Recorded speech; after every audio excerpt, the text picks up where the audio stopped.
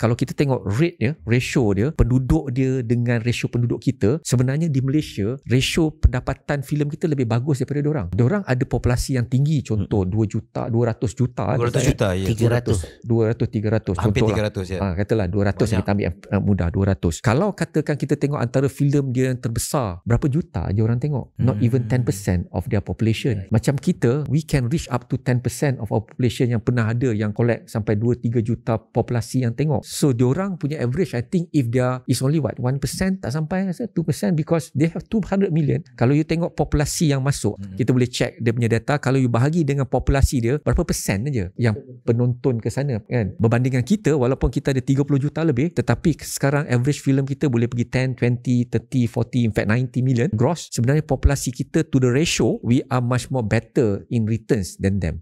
Kalau you nak tengok bahasa kampungnya, orang Malaysia lagi layan filem sebenarnya kan. Populasi kita lebih ramai yang suka pasal sinema kita nampak tak banyak mungkin dia kata kita ada 100 lebih aja sinema kat Malaysia. Indonesia ada 2,000 tapi 1,500 tu daripada berapa province dan berapa ratus juta punya penduduk. Kalau kita pecah balik ratio dia per capita tu, jadi berapa? Benda-benda ni yang saya selalu argue.